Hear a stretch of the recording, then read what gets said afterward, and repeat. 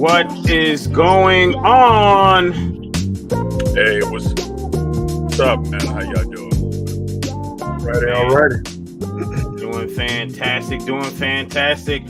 Folks, it is another episode of the Truth Be Told show. It is yours truly, Mr. Just Ask Joe. We've got Uncle Me Sean. We've got Mr. Leonard Walker, History Untold 400 in the house today. Family, how y'all brothers? Y'all brothers doing good. I see me, Sean, you moving. I don't know if you got your Wi-Fi on or not, but if it is on and you're out and about, you may want to cut it off because it could potentially be causing some choppiness and stuff like that. Can y'all hear? Yes, sir. We can hear you. You're just moving like this. Yeah, I'm going to park now. Like I had to take care of some business. You notice I'm showing myself. This conversation is so important. I couldn't stay behind the screen and talk about what I need to talk about, man. I need to come on out here and be seen, and so folks put the eyes on what I'm talking about. This conversation is too important, bro. Too important, man. It wouldn't have anything to do with your agitator reputation at all, I'm sure. Yeah, you know, agitator Uncle Me showing got to do what I do. That's right. I got to do what I got to do. Absolutely. Would not be authentic if I didn't do what I do. Absolutely. So we got a good show for everyone today. You know, we got we're talking about the question: has the feminist movement been a benefit or a detriment to not just ADOS women, but specifically ADOS women, because that's our conversation, but most importantly to women at large? You know, that's the question. Has it been a benefit or a detriment? So let's go ahead and get into it, folks. We're going to go ahead and drop this. It is October 11, 2022, the only October 11, 2022 that you will ever get in your life. So make it a great one. Again, it is the Truth Be Told show. Let's get it in. All right, cue the music. Cueing music. Start the music. Starting music. And go. It's the Truth Be Told show, where we place America first. Honoring those who America has forgotten. Listen in and unlearn to relearn. As we set the record straight. And now, your host of the Truth Be Told show, Mr. Just Ask Joe and Uncle Me Sean.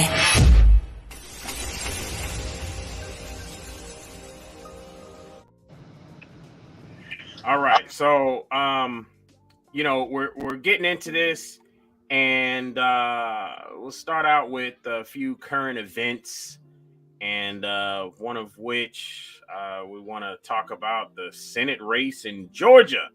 You got two melanated people, two ADOS people that are running in Georgia.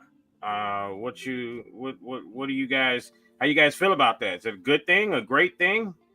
Well, let me just start. I know Leonard want to go a different place, but I done woke up. I done woke up on another side or something, so I'm going to throw it in here like this. The color construct is playing a role in both of these guys, man. Both of them captured by the color construct. Both of them identify themselves as black, okay? Both of them trying to live up to either one of the parties that they belong to, because neither one of them got any respect in neither one of the parties, okay? They are fetching boys, okay, for both parties. You know, got one the Democrat and one the Republican, okay?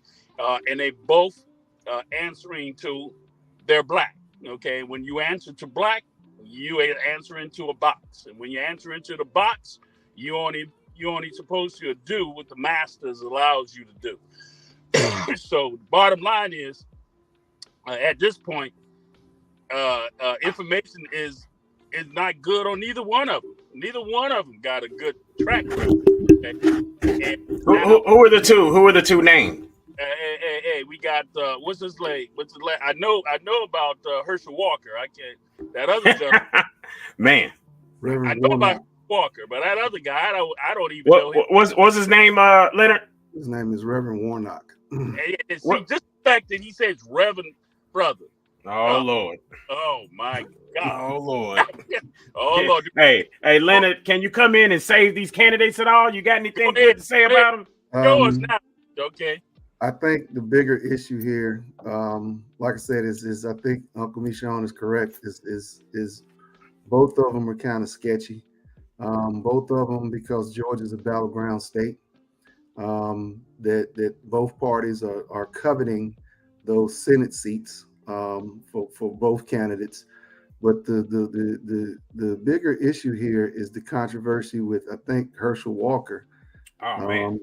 Yeah, he's got supposedly 3 children, illegitimate children out of wedlock. Now, here's the thing: is Herschel Walker is a outspoken proponent of the ban on abortion, and for ban on abortion to include any reason, right? Incest, health Rape, concerns, accidental. yeah, Any yeah, of it. any reason. He's like, nope, we shouldn't. No. Okay, but yet and still, there are receipts where he has paid for an abortion back in 2009 with a woman. Now this and- man, now you say receipts. Come on, I man. like how you say You know, receipts. Listen, the woman, she didn't want to put her name out there, right? But according to, she don't mind putting his name out there, huh? yeah, she put his name, and she put the receipt that he paid for the abortion and a get well card. All right, that he sent her, that he signed. All right. Wow. Yep, that plus he's got 3 illegitimate children out of wedlock. That's damaging, bro. Damaging. But here's the thing: is with all of that being said, his party is not abandoning him. Hey, I noticed that. Good stuff yesterday, man. Yeah. His party is not abandoning him, nor is the voter base abandoning him. Yeah, he's losing some points, but like I said, he's not really. I mean, that would disqualify him, right? At any other time. But Georgia is such an important state when it comes to a battleground state, when it comes to a Senate seat, that the parties are willing to let any indiscretion by either one of these men slide. That's right. So, especially, like I said, with Herschel Walker is just, I mean, it's really bad. He's looking bad. He's. I mean, but doesn't that let you know that he's probably a puppet? Yes, hey, that's why I led off what I led off. See, Leonard being nice here, because he sent me a video, man, that was it said Steele just said it all, did he? Hey, did you Steele say it all, Leonard? He said it all. He said they're not gonna get behind. They're not gonna not support Herschel Walker. Are you serious? They's a battle state. He can shoot his mama. Okay. Right. Right. They gonna stand behind him for this, trying to get this seat, right? Yep. He lied about being in the FBI, lied about being in local law enforcement. I mean, his charities, it's all types of stuff, And don't get me wrong, people make mistakes, and I get that, right? I get that too. But the thing is you can't go and tell falsehood, then goes back and walk back statements. So. But the thing is, like I said, is his base is not. His base is not throwing him under the bus. They're sticking with him. Do that sound familiar? Do that sound familiar? Do that sound familiar? That sound like he's walking in Trumpton. He walking in Trump. He walking in Trump, right? He walking in Trump, right? Am I right? This is not something we have heard this type of behavior and character and everything before, right? Have we not? We have, like I said, willing to let the image. But I think, like I said, this is because he's a senator. Because we're talking about a senator instead of a president.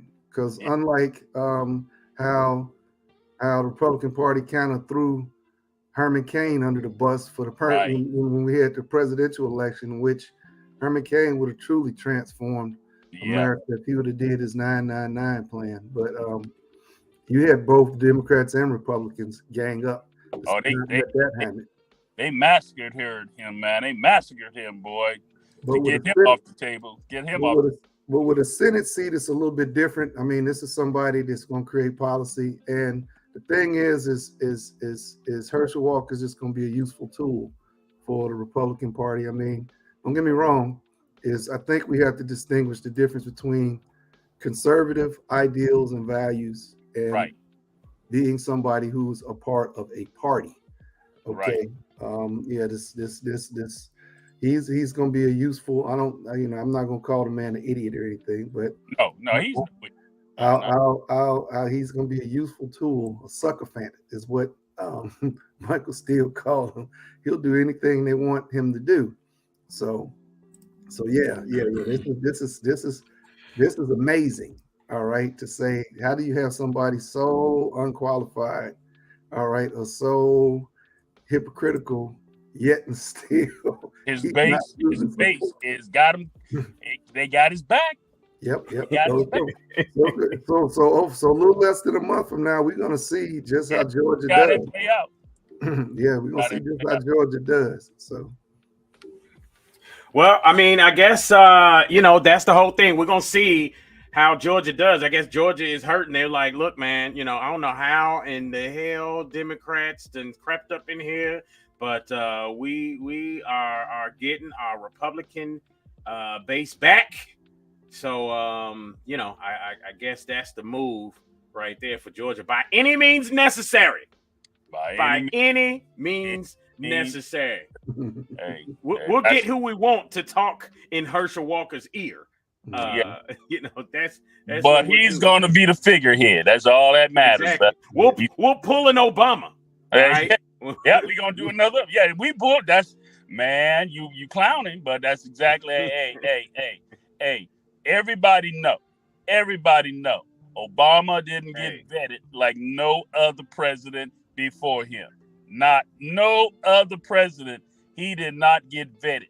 He was just a puppet to do the will, okay, that he was called to do. Hey. And speaking of that, speaking of puppets, we fall for puppets a lot as a culture of people. We tend to do that. We've allowed Biden. I mean, I don't see how anyone can forgive Biden, but people just hated Trump so bad. They will cut their own toe off to smite their foot, right? Is it the battered wife syndrome that we deal with? Is that what it is? I feel like that's what we as a culture of people deal with, is a battered wife syndrome. What y'all think? Joe, when you brought that up the last time, man, I thought, what a great analogy that is. When somebody tell you ain't black unless you vote for Democrats, tell you in your face, literally, let's put it in layman terms. You ain't smart enough.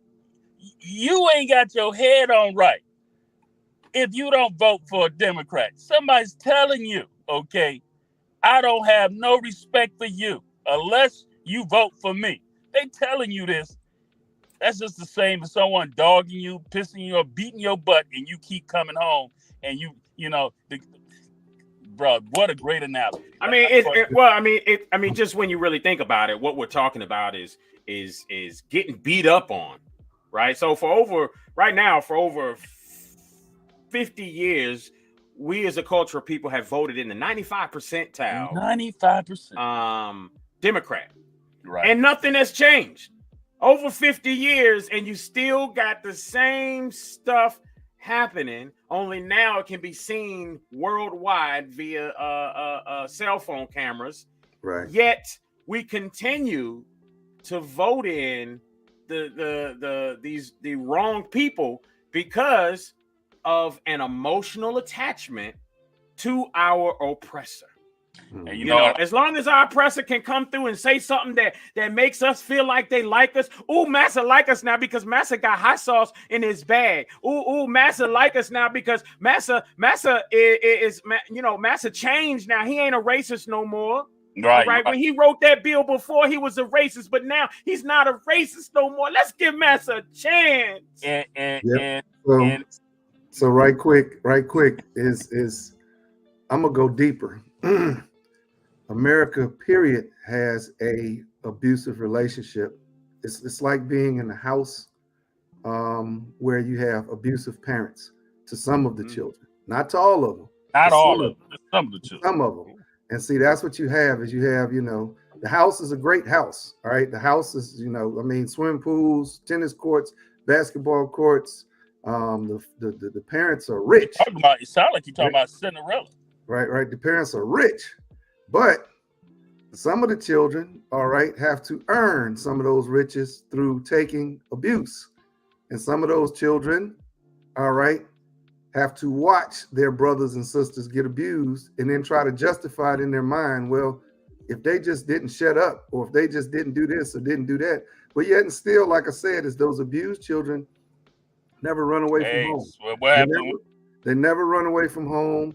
They take the abuse, And you know, I mean, it's sad, but they take the abuse and then sometimes even make excuses for the abuse. Sometimes it's a situation where, well, I'm stuck between the devil and the deep blue sea. So what do I choose? You Hey, know, Leonard going in and out. so speaking of abuse, Hey. speaking of abusive relationship, have you guys Hey, heard Leonard right? going in and out, Joe. Hey, Am I that's going in on and your out? side. Now that's on your side, me, Sean, because he Oh. sound nice and clear. Okay. But go ahead, Leonard. Good deal. Speaking of abuse, has anybody heard? Did you guys hear about the statement that freshman Senator Tommy Tuberville used to be the head football coach of the Auburn Tigers, all right, or the Auburn War Eagles, whichever one you want to call them. He's now an Alabama senator, and he has said that the Democrats are pushing reparations for people who are criminals. For the descendants of enslaved people who are now criminals. This is what he said, all right, in a speech. I was like, oh no. So now you got everybody, the NAACP, you got Al Sharpton and National Action Network. You got all types of people up in arms over that. So his statements are probably a little bit worse than Mitch McConnell's statements, because he's actually saying that, you know, here's a person who, all right, now if you know anything college football, Auburn, you know, just like hey, you know what? Hey, look, we're gonna have to jump into that real quick. We'll go to commercial. We'll jump back into that. But descendants of American slave criminals. Descendants of American slaves. That messes up the whole DOSI thing. You know, I mean, it don't make it sound right. It's a DOSI. Yeah, a DOSI. But either way, folks, we're gonna be right back. Again, it is the Truth Be Told show, and we'll see you here in a second. We're gonna jump right back into that conversation and figure this out. All right. Hey folks, check out healthdaddywow.net. 100% plant-based herbs and supplements. Whether you're in person or online, use the word tipping for 10% off. Remember, feel better, look great, healthdaddywow.net. Remember, healthdaddywow.net. I don't need to sit at your table. We building one. We in the process of building a table. We building a table. I don't gotta sit at your table. I'm building my own table, and I will build you a table in the presence of your enemies.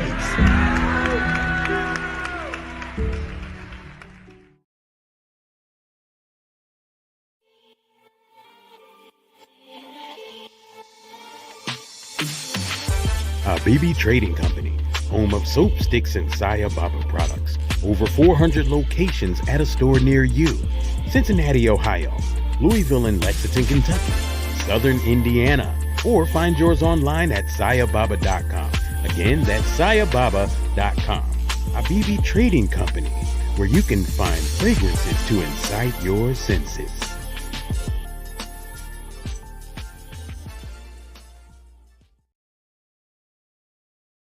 Thank you, Truth Be Told, for allowing God's Lives Matter to be a sponsor. Wearable Products, as the purple t-shirt, is bearing witness every life created by God has infinite value. Visit God'sLivesMatter.com.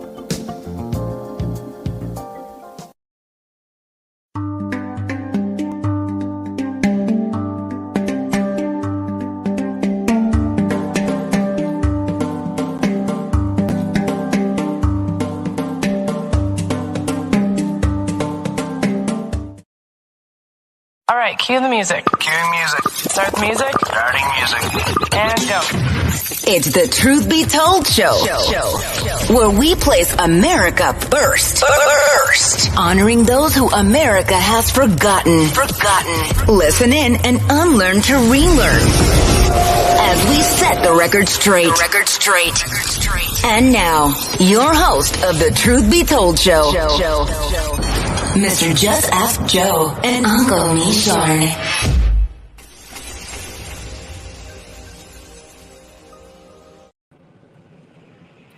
All right, we're back, and right before we left, you brought up something very interesting, Leonard. Speak on that again.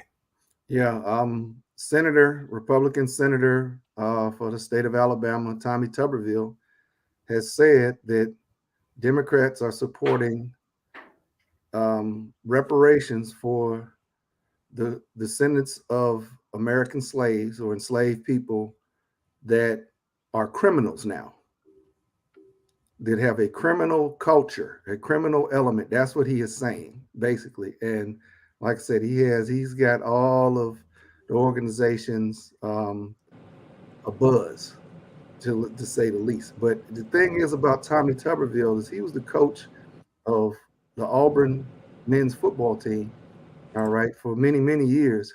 And as we know in college football, just like with the NFL, the vast majority of his team was made up of young men that are descendants of American slaves. So how do you go and so basically you were saying, were you coaching criminals, or is this where you're getting your ideas from, or see, so like I said, is that right now, that's what's trending out of Alabama, and it kind of ties into this abusive relationship, because here's the other thing: is most Republican people, or most Republican, or most descendants of American slaves that are Republican, are for reparations, right?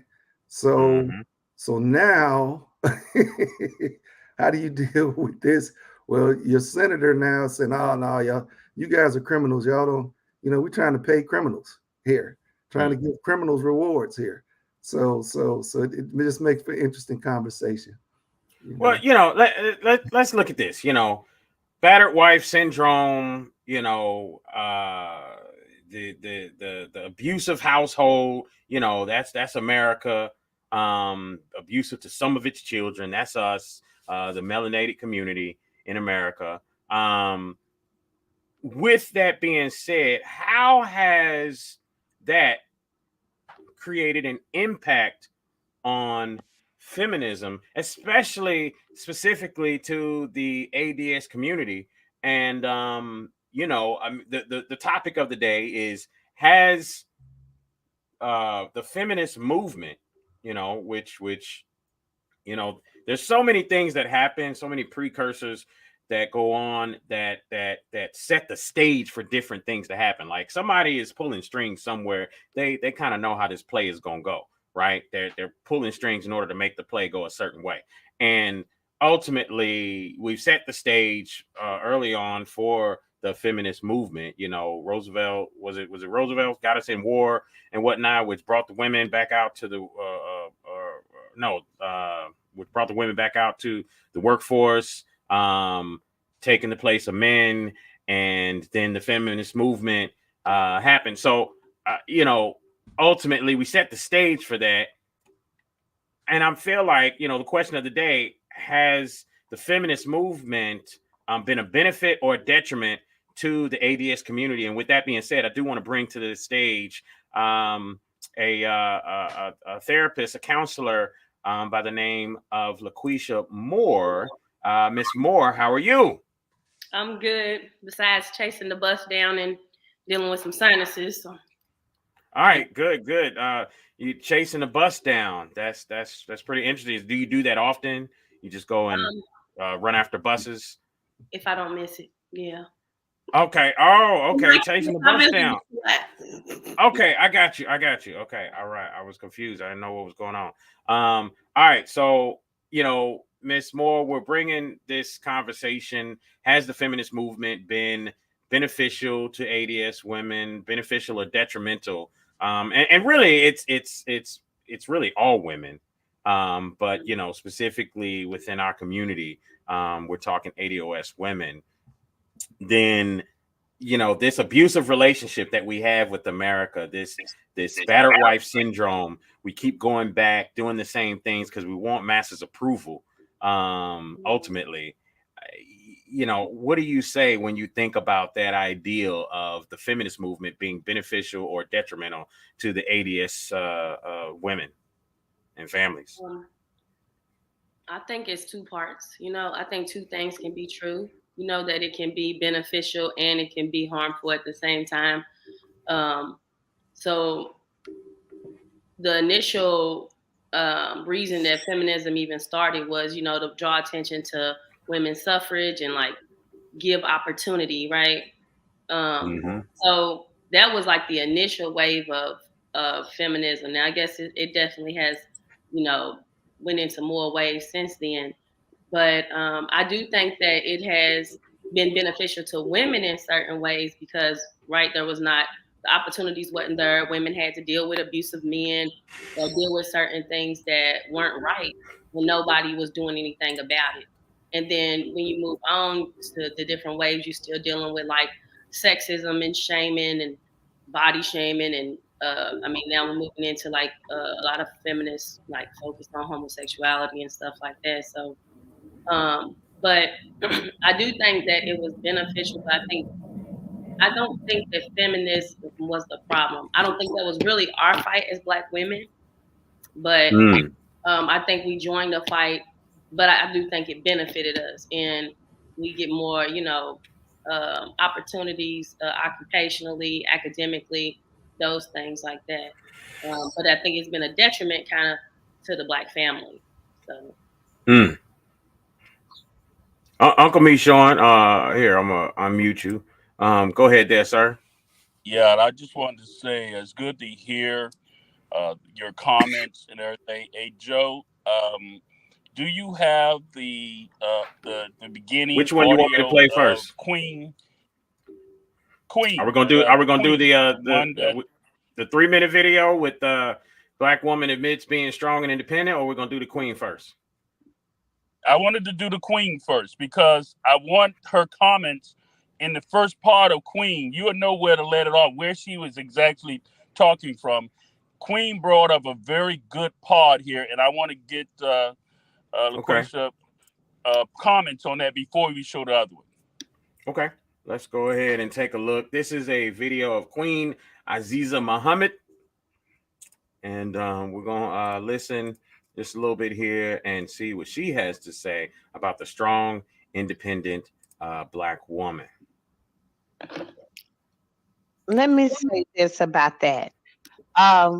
The campaign, if you will, or the movement, if you will, of being an independent woman is not something that women sought. It's not something that didn't occur without an action that came before that. And so we can take this back historically to the 1930s, after the 1929 stock market crash, and when Roosevelt created something called the New Deal. Whereas in creating the welfare system, he purposely provided housing and food subsidies to women and children and said that the man could not be a part of the household. And for Black men, at the time, being 60 years or less out of slavery, a viable option for them because their children and their family. And so with the man being forced out of the house, it created generations of women who were head of household. So I just wanted to be clear that being the independent woman was not just something some woman woke up and said, oh, I'm going to be by myself. I'm going to do it all by myself. It's because there was a culture that was created by our United States government that brought this into fruition. So now, let's go forward. So one strong woman raises another strong girl, raises another strong girl, raises another strong girl. And so men also have a culture. Men have a culture for cheating. Men have a culture for leaving.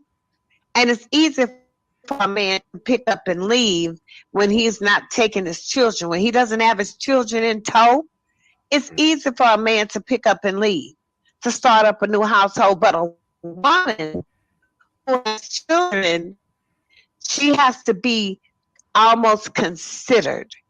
In other words, is there a relationship that I can find where this man is going to love me and love and accept my children? That is very rare, especially in the Black community. And you have to look at economics plays a part in that, because you.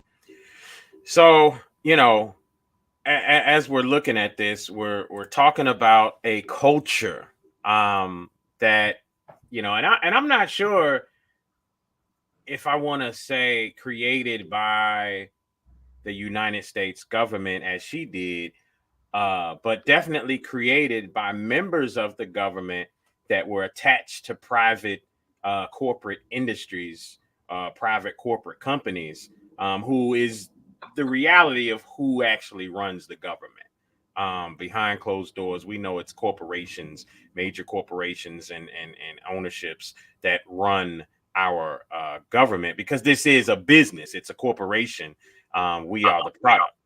And with that being said, I feel like, when you really look at it, there is what the Internal Revenue Service. That is a privately held company.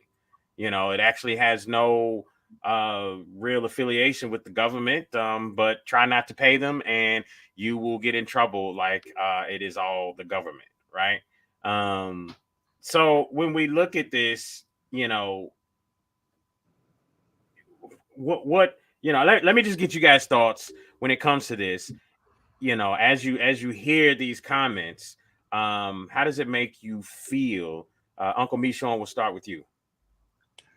Well, I thought it was very important to have Queen. Queen has been involved with us for a long period of time and everything. She's the auxiliary spokesperson for the Descendants of American Slave women. And when I heard her comments, I'm in agreement with you, Joe. I wouldn't say play it all on the United States, but you got to admit that legislators and lobbyists get our legislators to do their will. Okay, so our government, in a sense, bought into someone being moved to sell us culturally in the early 20s and 30s that it was more appropriate to keep our men out of the home, feed our women, our children, and cheese, and give them government housing. And then we had decades and decades of that. So it just makes sense that our women grew up to be what? Independent of our men. And it makes sense that our men just went away and had, babies out of bed, new wedlocks, and all type of stuff, just producing babies. So it's a characteristic of all of that. And I just want to hear, and I don't know how, what's your age and your thoughts. When I'm very cautious when I come to people who's very knowledgeable about them. I'm an academia. I'm not an academia lover, okay, because I've seen that the talented tenth that we were sold in. I'm 62 years old. I grew up hearing the talented tenth, the most educated of us, is going to help us go to college, get to school, do the things we need to do, and that's going to do better for us. And I ain't seen that. Okay, so I'm very skeptical when it comes to academia telling me something when it comes to bottom up things. So we got issues. Where you at with that when you hear that video? Miss Moore, the ball has been thrown to you. Leonard, we'll hear from you after. So I would say we can get back to the academia part. I do want to address that at some point. But I would say that she was absolutely right about the welfare system's impact on the Black family, right? Being able to give women and children resources, but not including the man, was definitely like a major turning point in our history as a people. And I think that instead of giving us welfare, they should have given our men opportunity to take care of their families. So that is where we went, you know, left as a society. But on top of that, I think there's been other things that have occurred following the welfare system too, because now, you know, people are still on welfare, but the man is in the home. The social services is not coming around, like checking to make sure the man ain't in the home like they was like back in those times. And we see now a wave of women who may be living off the government are getting resources, and men who have decided to take advantage of that as well and not really elevate to the point that they need to for themselves either. So it's become a crutch. Yeah, it's become a crutch. I think it's become a crutch for all of society, right? I think it was Malcolm X that said, you know, like if you're dependent on your oppressor, like you're not a man, you know, and I feel like that's true for women too. Like you're not independent if you are leaning on your oppressor. If you are in the welfare system, you may be doing things independently as far as taking care of your children and all of that, but you're not doing that independently because that is the resources are being given to you, right? So the independent woman is kind of like, in a lot of situations, a myth anyway. And even the women who are truly independent, who don't rely on any type of resources outside of their, you know, income that they work for, they're struggling in different ways because of that too. You know, like having to be all in your family and make sure your kids get to their appointments, get to their activities, you know, work, you know, make sure they get their home. Like, so there's an absence too, because in that going to school, having to work so much, like we've had to neglect our kids in certain ways too, just as well as the man. But I really want to say the biggest impact to me to the Black family has been the war on drugs. Like that's where the shift truly occurred, because I think that's when we lost a lot of men to the penal system. We lost a lot of men and women to addiction. And I think that a lot of kids grew up like without their parents, or raised by their grandmothers or raised by different people. And that created attachment issues. And that's something that we don't think about, like healthy attachment is formed in early childhood. So if my daddy's not in the home and I'm not able to connect with him and attach to him the way that I need to, then my respect and the way I view relationships with men and all that stuff may be skewed. So just like a man who maybe grows up with a woman that he can't respect, right? His mom was on drugs. She's out here prostituting. Now she's doing things that are really shameful in front of him. Like he may not develop, you know, the relationships or the attitudes that he needs to have about women to be healthy in a relationship with women. That's amazing that you said that. You know, because again, when you start talking that, like, I'm familiar with animals, like specifically dogs, where they have these I forget what it's called. It has something to do with attachment. But it's when the owner leaves and then the dog goes through and tears up the house, you know? And so again, I'm sorry, I forget the actual phrase that it's called, but it has something to do with attachments. And it makes me think of that where, you know, yes, separation anxiety. Absolutely. And so I think that kind of coincides with this attachment issue, because again, dad's out the home, and then you had a generation of the moms trying to cope with dad out the home and trying to do it on their own, getting caught up in drugs as well. So then when you hear some of these stories, you know, and of course we've heard a lot of it in the rap community, but you hear some of these stories of dads in jail, moms on drugs. Who's raising the kids? You know what I mean? And so you have this separation anxiety. What am I going to do? I'm going to go out and I'm going to get wild. You know, I'm going to go out and I'm going to do dumb stuff. I'm going to go out and do, you know, why? Because there's no one there to kind of help guide me and move me in the right direction. I got to figure this stuff out on my own.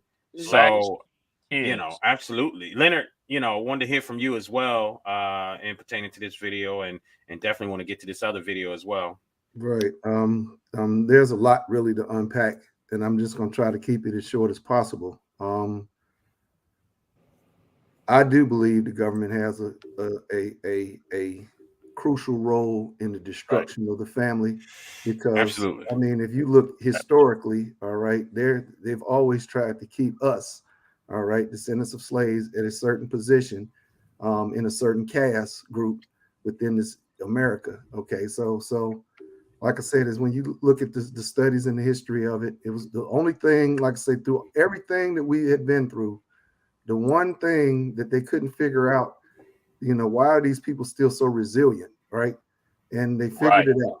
The thing that they figured out is we have to break them up at their family, because no group of people, and I've said this before, can ever be successful if they do not have a strong family foundation at their core. Exactly. Right? Exactly. So in these videos, so like I said, I mean, you can even go into to Margaret Sanger when she approached, the Black church, calling, all of the poor among us, which was a lot of poor among us in the 30s, calling them human weeds. Okay, Right. and they should be, these children should be aborted. These people that can't take care of these kids don't need to have children, instead of the other way around. How do we create successful families instead of making it to where people who are unsuccessful can't procreate, which is a God-given right, right? Unsuccessful based on the parameters that we've placed them in. Exactly. See, so and when we get to modern day, I think there's a chart in 1965, 85% of eligible married men and women were married within our community. 85%. We started to see that number dwindle in the 1970s. Now, these numbers are skewed a little bit because you're talking about marriage age was at 16.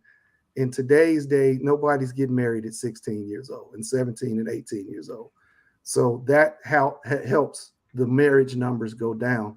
Plus, when we look at the deindustrialization of school, back in the day, you could go to high school and you could get everything you needed to go right out into the workforce. Now, if you don't have some sort of trade, or you don't go to college or pick up that you have to get after high school. Right. Whereas before, I remember shop class, all of these types of things. Now you deindustrialize the schools to where you've got to get higher education in order to enter the workforce. So that pushes marriage back a little bit. Absolutely. Now the marriage age is no longer, if you're a young person trying to get married, you're looking at 22, 23, 24 years old at the earliest, okay, instead of 16 years old. See, so plus, by then, a lot of times, let's just keep it real. A lot of times we have babies out of wedlock. I think the out of wedlock rate for children is close to 80% within our community. 80% is like 77.8%. All right. So that causes a strain, because now you're talking about, instead of two people combining resources, now you're talking about splitting the household up and cutting your money in half. Okay. Because half has to go here and half has to deal with this, instead of uniting and doing it. So it's all types of, and what it boils down to is culture. Culture is defined by behavior. And what has happened is we've had things in place that have caused us to create a culture, a behavior of dysfunction when it comes to the family. And this is where we are now, so. Can I jump in there real quick and add this in here? I woke up this morning. I'm hoping that y'all receive this, but let me tell y'all something, okay? This is how I feel. Every time we get to these conversations, we're talking about culturally being navigated into something.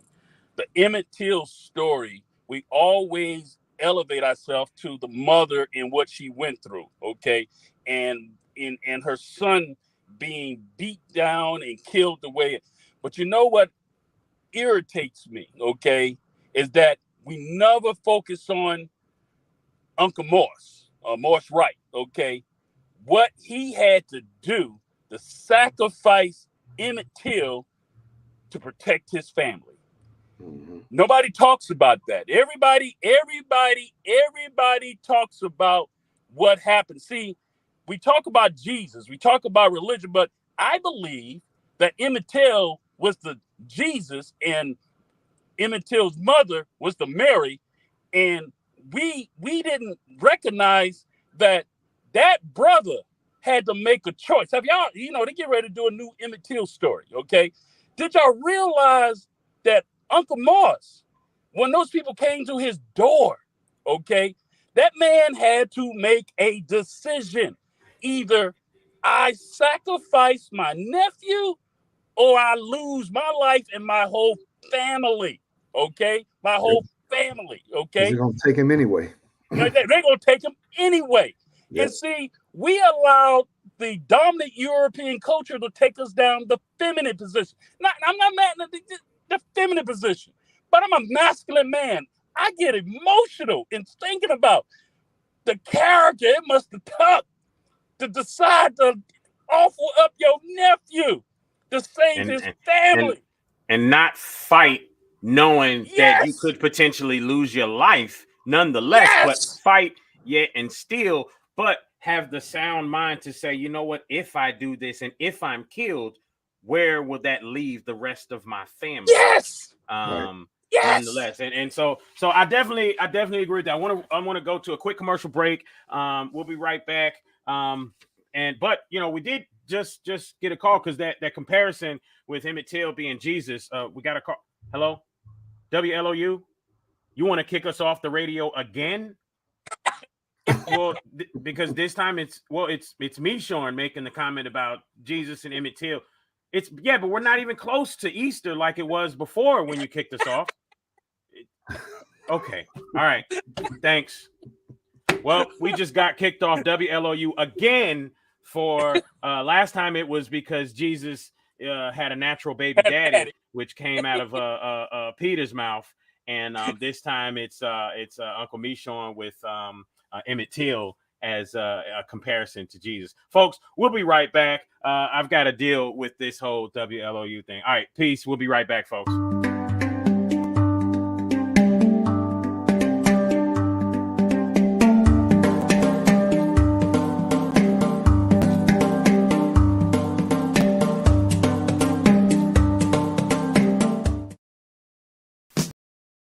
Thank you, Truth Be Told, for allowing God's Lives Matter to be a sponsor. Wearable Products, as the purple t-shirt, is bearing witness. Every life created by God has infinite value. Visit God'sLivesMatter.com. Hey folks, check out HealthDaddyWow.net. 100% plant-based herbs and supplements. Whether you're in person or online, use the word tipping for 10% off. Remember, feel better, look great, HealthDaddyWow.net. Remember, HealthDaddyWow.net.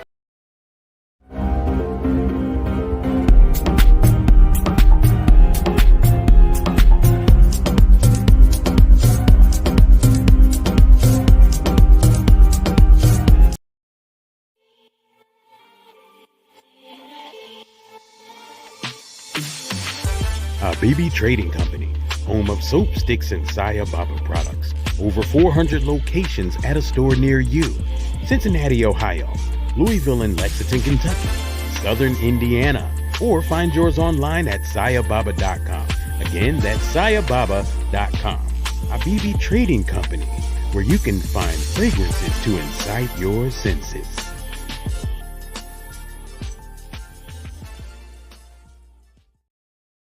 All right, cue the music. Cueing music. Start the music. Starting music. And go. It's the Truth Be Told show, where we place America first. Honoring those who America has forgotten. Listen in and unlearn to relearn. As we set the record straight. And now, your host of the Truth Be Told show, Mr. Just Ask Joe and Uncle Michon.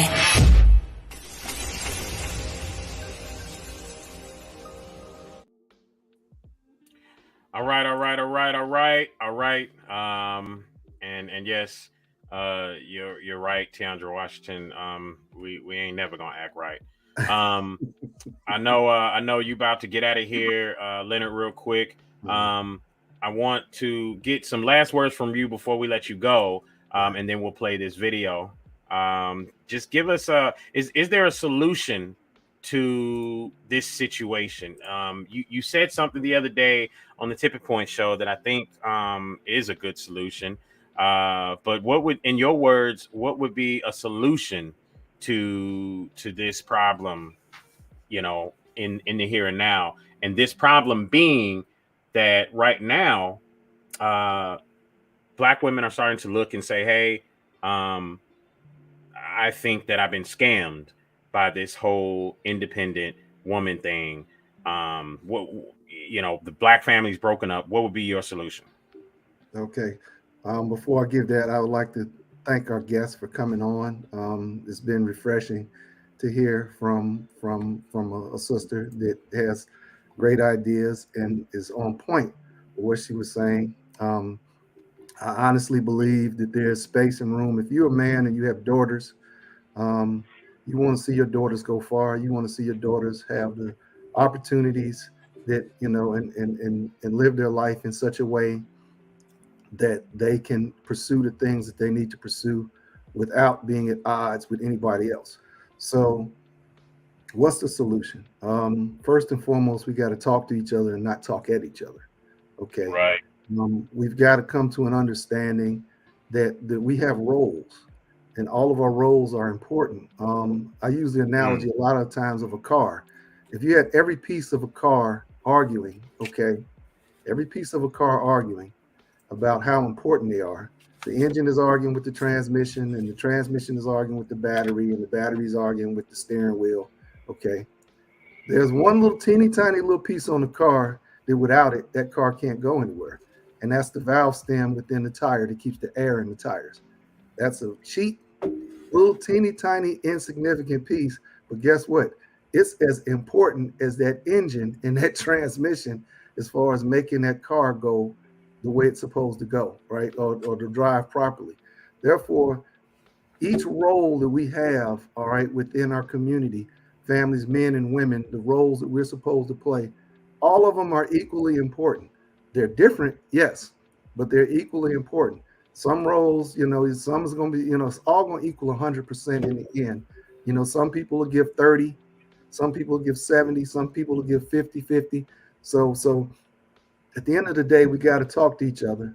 We got to recognize that we need to build families. We have to. We can't be successful as a people if we don't, right? And we have to come up with a strategy, a reasonable strategy, and understand the information. No, we're not getting married at 16 and 17 and 18 years old anymore, right? Maybe we might have to say, okay, well then, we have to start talking about what's the best time? What's the best time for a man to get married? What's the best time for a woman to get married? Men and women are on two different clocks. Okay, that's another thing we have to understand. Men and women are on two different clocks, and we have to keep that in mind. See, so like I said, if we're building families, we've got to get to a place where we can, talk to each other and come to some sort of agreement. Like I said, and not let media and all of these types of things interfere us. And with that said, that's my time, people. I got another appointment after this. It's always good to be on the show. John, I appreciate you coming on, man, and stepping in. It's good to see you, my brother. And once again, thanks a lot, everybody. All right, man. We will see you next week, brother. Appreciate you. All right. Absolutely. With that being said, it's interesting as we talk about that. I want to play this video real quick. Okay, this is a 3.5-minute video. This was something we had set to play. It's called "Black Women Admits Being Strong and Independent Has Backfired on Them." So I want y'all to watch this video and tell me what you think as we talk about this and bring this into the conversation as well. That's become so normalized that we don't even realize it's a scam anymore. I'm a strong Black woman. I don't need no man narrative is a scam. Here's why. Society has conditioned us to believe that we don't need. Yeah, you go back it up. We can do it all on our own.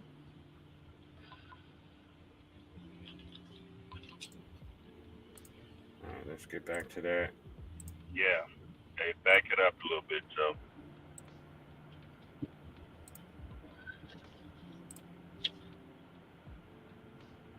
Listen to this. The scam that's become so normalized that we don't even realize it's a scam anymore. The I'm an independent, strong Black woman, I don't need no man narrative is a scam. Here's why. Society has conditioned us to believe that we don't need anybody, we don't need any support, and we can do it all on our own. What a lot of us has accepted as normal is really not normal. Households were created to be two adults and children. The price points that the world is set in now requires two income. That's why you're working two jobs. And if we are not working two jobs, we have told ourselves that we have to go back to school, get higher education so we can make more money, which is a necessity. But wouldn't it be better if you had a whole team member helping you along? Because what ends up happening is, yes, love, your career is great. Yes, I am so proud of you for getting your doctorate. I am so proud of you for buying the house. No, I do not believe that women should wait to progress in life until they have a man. That's not what I'm saying. But we are so guarded and we are protecting ourselves so heavily away from every man that we miss on a good man. We automatically assume that all Black men are out to get us. And the more you think something, the more you believe something, and the more you see something. So we cut off all men who are not making at least six figures. We tell our baby daddies we don't need them because you're not able to pay us substantial child support. So my kids don't need you. And we don't realize that our Black men offer so much more than just their financial provision. They offer protection. They offer guidance. They offer leadership. They offer a masculine energy that absolutely depletes you when you have to provide that. You are created to be feminine. You are created to be the nurturer. You were created to be soft and loving. And we are having to play both roles because we are not allowing any man in out of fear that we're going to get the wrong man. And I understand our concern, but the I'm an independent, strong Black woman, I don't need no man narrative is keeping us working way later in life than what we're supposed to. It is keeping us away from the Black men who want to protect us and keep us safe. It is keeping us away from the Black men that would go to the moon and back to make sure that we're happy and healthy, make sure our children are happy and healthy. It is taking away the example of manhood that our sons need and the example of how a man is supposed to love a woman that our daughters need. And it is taking away the opportunity for us to rest. That's why our mother struggled for 60 years and now she is exhausted and she's beat down. We deserve so much more. Let's give it to ourselves. So you pretty much heard Tawana saying that, they messed up the Black community. It's just that simple. Because everything they've done, being independent, trying to do it on their own, being single mothers, that has an effect on their children. Like she said, it'll be better to have a two-parent home. That's more money. Why would you go back to school for another 4 and 6 years just to make a decent amount of money when you can have two incomes at the same time providing? So all that independent stuff was a scam, and all it did was destroy the Black family, which in return destroyed the Black community. Because if you have Tawana being head of household, first of all, that puts you in poverty being a single parent. Yes, that's right. You're going to be in poverty because it wasn't designed to be like that. Okay, real quick. Interesting stuff. And I definitely want to, get John's opinion on this, and then over to LaQuisha. John, thanks for jumping in with us this morning. We really appreciate you. I saw you nodding your head a lot as you heard different things throughout this video, and I do want to say one thing. Remember, part of splitting up the family was not just splitting up the family in the melanated community for the sake of control and domination, but there was a part of splitting up the family earlier on when we were brought into war and the women were brought into the workforce in order to create two incomes that were both getting taxed. Okay, so this was a ploy behind the scenes for an institution, a privately held institution, the IRS, let's say, to tax two people in the house instead of just one. So now they're getting more money. But John, as you looked at this video, what were your thoughts? If you don't hold up, if you don't mind, John, Broad, I know you're gonna bring something, but can I jump in there and say something before John says? I think I like to get her opinion before John says his and everything. I just think getting that woman's point of view after that woman just shared what she said. Let's go. Ladies first. Ladies first. Go ahead, Miss LaQuisha Moore. So I agree with a lot of the things that were said in the video. I think towards the end when the guy was like, we messed up the family, I think that's the part that I disagree with, because I think that Black women get the blame for systemic issues. Like we are responding to our circumstances, right? Like choosing to leave a situation that is not healthy or bad, like because we're not making the right choice out the gate, right? We've not been groomed or conditioned to make good choices maybe in each other due to like our value system being disrupted, right? And dealing with people who may not share the same value system.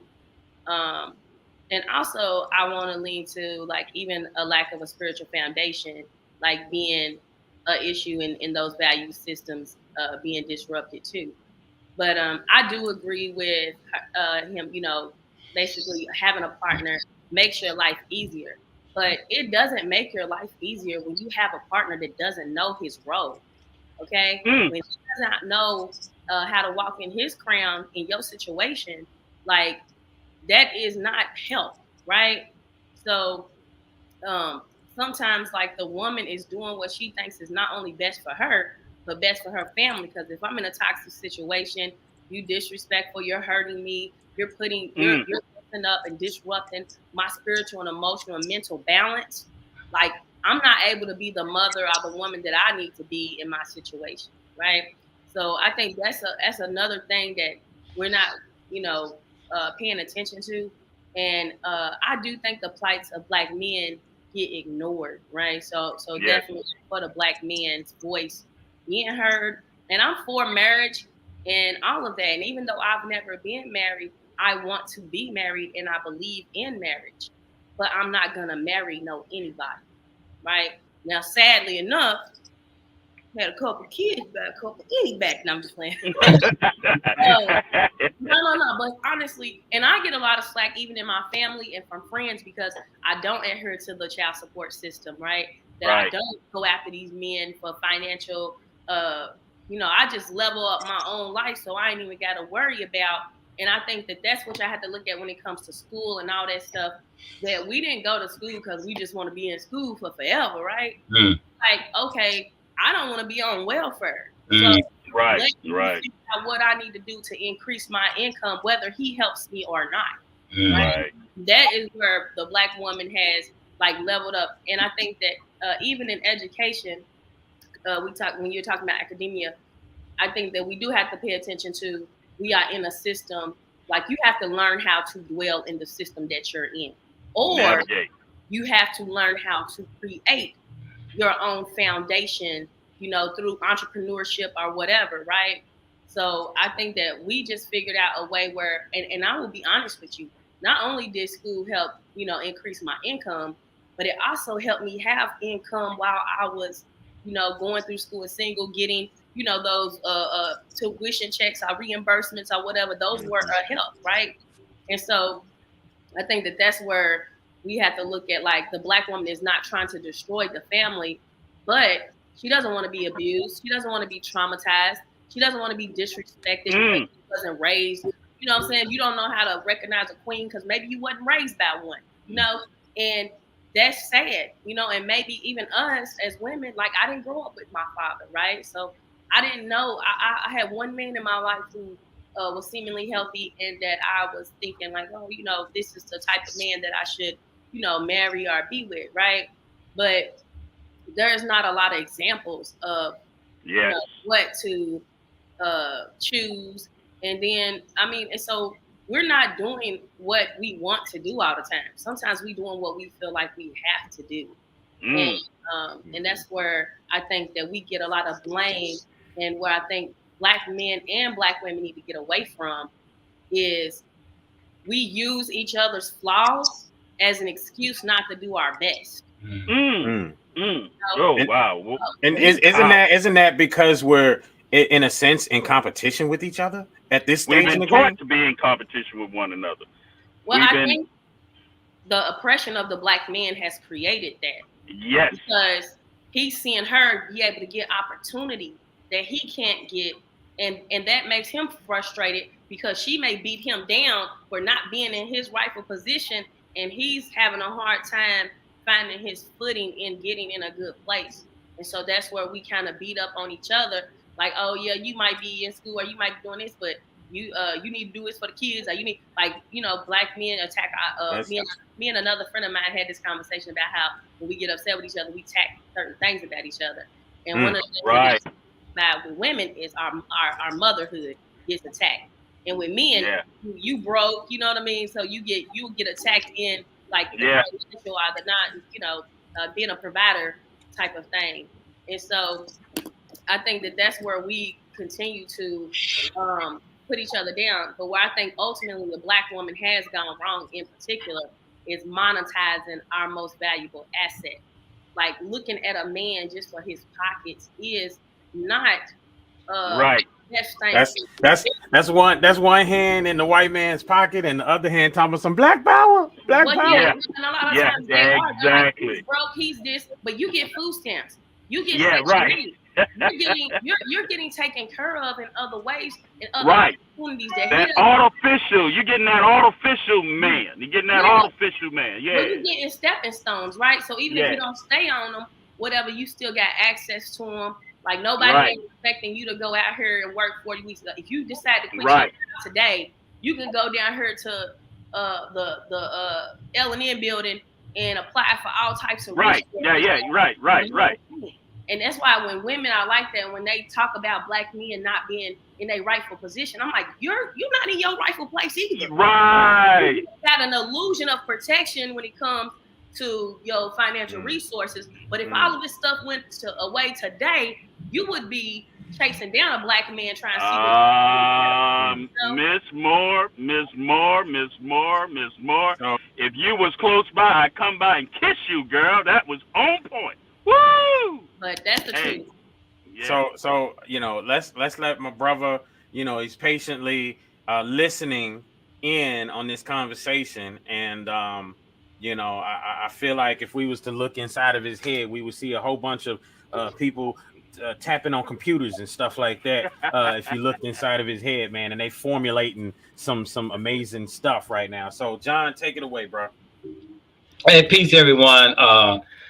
Thanks for allowing me on this subject here. It's a great subject. I don't know what I could add after what Ms. Moore just got finished explaining, because there are so many different layers to this issue here. So many different layers, and I don't know where to start other than you were doing the finger pointing is one thing, and saying what the problem, what caused the problem, and now we're talking about what is the problem. But now, how do we get to the solution to get rid of the problem is the issue. And I think there's layers, and I'm not sure. I don't buy the that the white man planned this. I don't buy that. I don't think he's that smart. I just think circumstances happen for many reasons. And if you take back, I heard somebody mention back in the day, there were men walking away from their family. And the reason that they were walking away from their family back then is because they couldn't provide. They didn't have jobs, and they felt ashamed of themselves. So you know this yourself, Mishan. Back in those days, it was a little different. Men was different then than they are today. These men today, back then, men were seeking marriage because marriage was a part of the symbol of manhood. It was a part of, if you have a family and you took care of your family, that was the symbol of a manhood. This is my wife. These are my children. That's what we connected. And you determine your manhood based on your family. What your family thinks of you is attached to your manhood, not someone else. Ask your children, who are you? And they will describe your manhood. We don't have that today. This is what we had back then. John. I grew up, men were different. Women were different. Women knew their place. And when I make that statement, don't take that statement offensive, because men knew their place too. Men wouldn't run around trying to be women. Women wouldn't run around trying to be men. There weren't no masculinity for women back then in this sense. Women weren't tattooing up their bodies and trying to look hard and strong and jumping in men's face back then. No, women were soft. The women I grew up with, my mama, I grew up in the 60s, they were soft women. Yes. Women understood that feminine power is more dominant than the masculine power, because that's where the men will wind down to his woman. Now, keep in mind that back then you had alcohol problems, you had other problems, you had other abuse, substance abuse problems for men, because we was just still trying to find ourselves even after the Jim Crow and after all the other stigmas that happened to us as a people.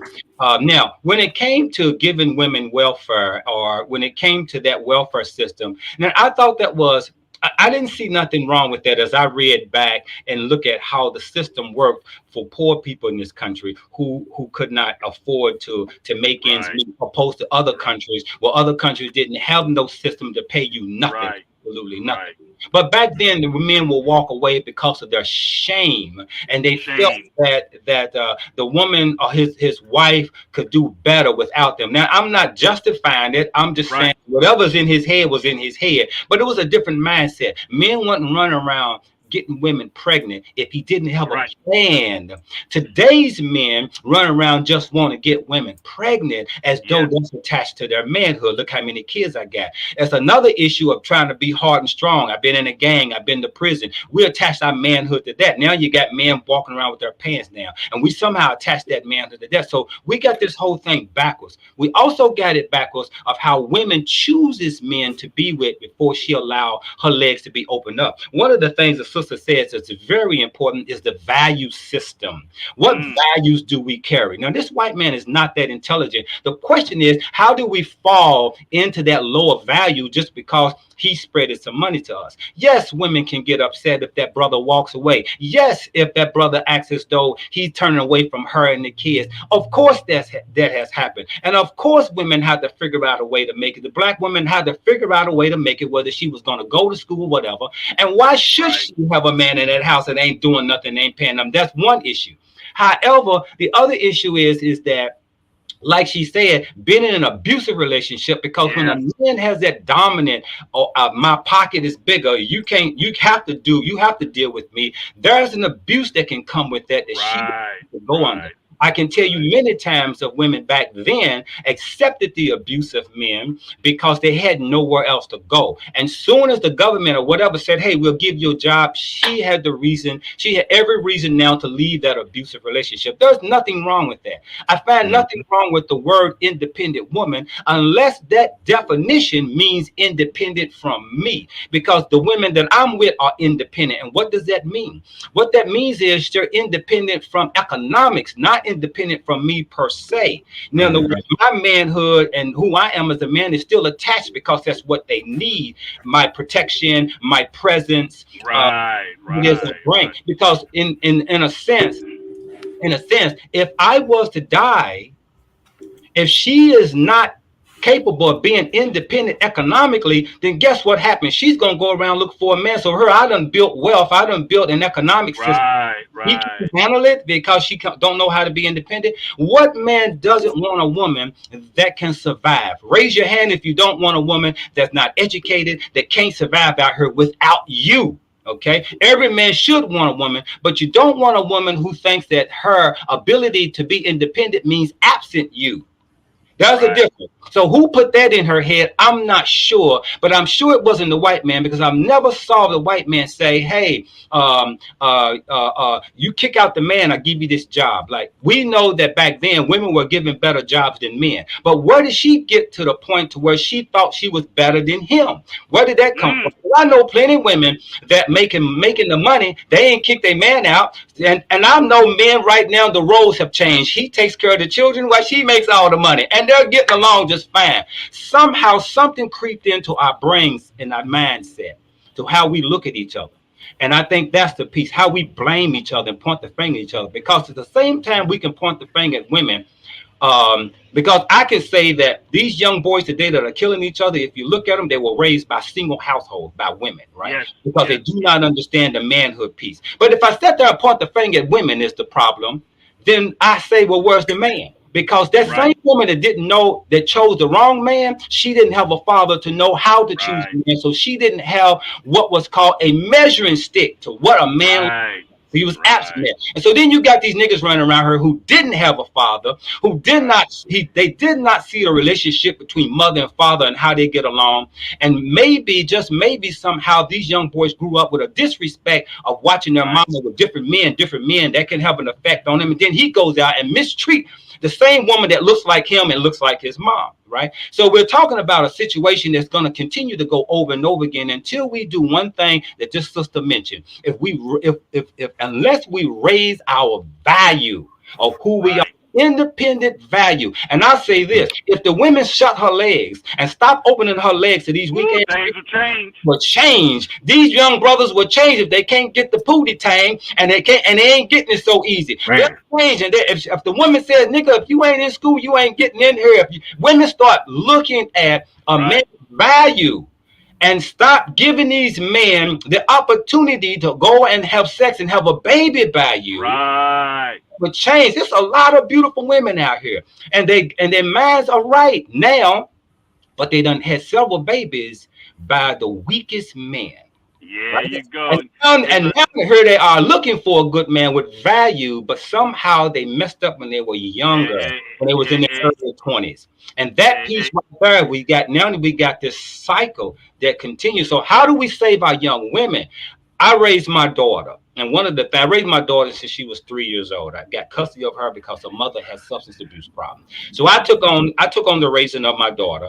She's now 30 years old. She's doing quite well. But the piece that I wanted to make sure was that even in teaching her the arts of martial arts and everything and how to fight, I didn't want her to be masculine. I still wanted her to have that feminine way. So I had to bring in certain women into my space to educate her and teach her and show her certain things. It's the same thing for men, the opposite for women who are raising. If you do not have a man to come in there to teach them how to be men, you're going to have a child that's going to grow up and it's going to be a part of this messed up society that we have. That's right. Same thing we're talking about, two-family household. That's man and woman. That ain't woman and woman and man and man. Right. So we kind of got away from even that piece of what family looks like today. Today's family don't look like the family that I grew up with. It could be two men living in a household and they can adopt kids. Then you got two women living in a household. And what does that do for the child that's going to grow up? See how we're constantly talking about a cycle that we're doing to ourselves, and we're allowing it to happen because we're allowing the government to interfere and come into our homes through the televisions, YouTube, Facebook, and all these documentaries that are coming into our mindset. Then we treat, and the music we're listening to, or in the movies we're watching, definitely plays a great role because we are actually mimicking art. Art ain't mimicking us. We are mimicking art. And the more you allow it into your head, the more you hear that I'm independent and I don't need a man. That's an abusive woman. Hey, John. Statement. She's been abused by a man in her past to the word now she has a hatred or a deep-seated feeling against men. And that piece right there, it goes back to what we got to save our women. If we save our girls, this shit will change. Men will follow. These young boys will follow it if we only change our girls and give value. John. That wound she has in between our legs is what we're hunting for. We're hunters. And the thing about men, we're seeking either food, shelter, or mating, right? And there's three things that women need to know about men. There's only three characteristics of a man. There's only three. There's not a 4 or 5. These three characteristics are what women innately are looking for in her nature, right? One is, the number one characteristic is a man that can survive, period. What woman doesn't want a man that can survive? The second characteristic is a man that can provide. What woman doesn't want a man that can provide? Every woman wants that. She wants a man that can survive out here and make it out here in this society, and she wants a man that will provide for her. Thirdly, she wants a man with guidance. Those are the three things. See that other shit, opening the door for you, giving you flowers, those things are just add-ons. Those are not the characteristics of a man because he gives you flowers in there. That's just to get the booty tank. The three characteristics is being able to survive, being able to provide, and being able to have guidance for her. That's what she seeks. That's what she naturally seeks. And if the men are not carrying those type of characteristics, then what other choice do she have than another woman or a gay man? Hey, John, listen up. Hey, John, you and I are old enough to know this song. See, John, the old Parliament song. You get in that head and that ass will follow. Yeah, I know you heard that song before. Yep, that's right. Get in that head and that ass will follow. What nobody understood is this here. Everything you just said, John, fits right into when a woman get in a man's head and let him know you don't get nothing here, okay, until you come correct. You just got in his head, and guess what? He's going to get right to get after that ass, okay? The same thing when a brother talking to a sister. You get in and listen, I'm about to say something here, brother, and I come from the old school.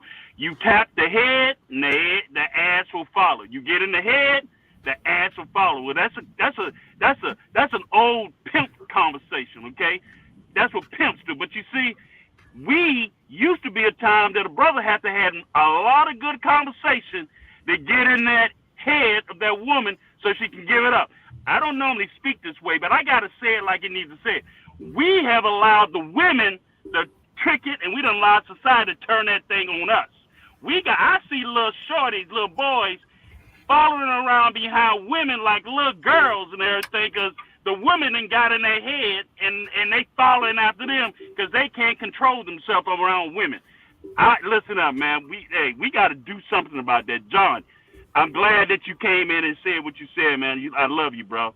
You get to say what I like to say. You said all at one time. Appreciate you, bro.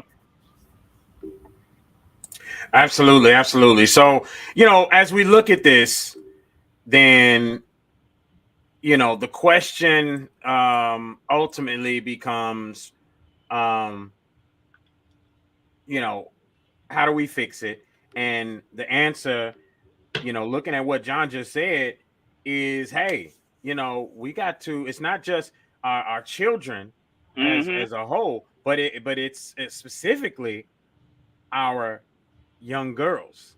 Yeah, because it's like fishing. You want a good fish, have a good bait. If you change the bait, you change the fish. So the women are the bait. Women are bait. In the man's eye, you the bait. If you change the bait, the fisherman changes. Wow, she don't want this no more. She wants this. She wants better. She wants a brother. I know a brother that told me, he said he met this sister that was educated. Said, I forgot what she said she does, but she was educated. He wasn't educated at all. This brother was one of these street dudes, right? But he really liked her. And he told me that she said to him, she said, well, what's your plans for the next 5 years? He said, he didn't know how to answer that. She said, here, take this, write me down what you plan to do in the next 5 years before you even take me on a date. You know what he started doing? He started talking to me about what his plan should be in the next 5 years. He can help a date for her. Change the bait. Just change the bait, and everything else will change. Ladies, y'all heard it, ladies. Y'all heard it, ladies. Quisha, there you go.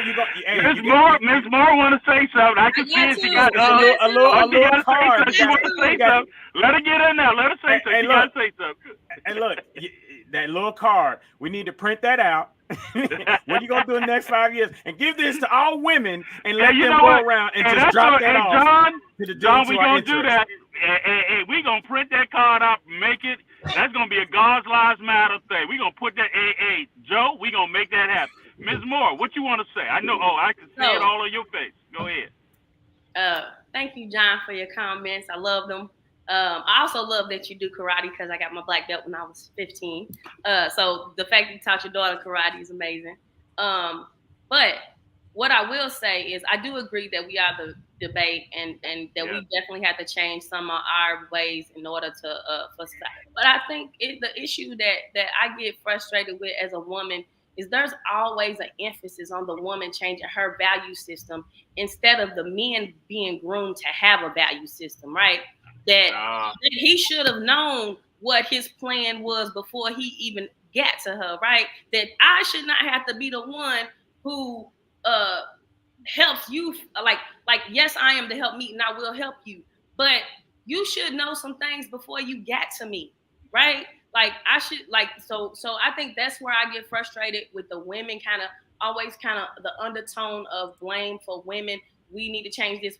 No, these men need to be developed, right? They need to be developed by their mothers and their fathers. You know, a lot of times when I'm dealing even with men and stuff and they say certain things, I'm like, who raised you? Right? I just know Right. like certain things that I'm missing, you know, like work ethic, you know, like when you say the 3 things, I wrote them down: survive, provide, and guidance. Where you going? Like, why don't I know your intentions for me? Why don't I know what you want to do with yourself? Why are you still lost by the time you get to me? Right? But isn't that, you know, I mean, what John displayed in sharing that story is a woman who said, listen, before we're even going to go out on a date, you're going to answer certain questions that are going to help me make a decision as to whether or not I even need to go out on a date with you. I agree with that. So,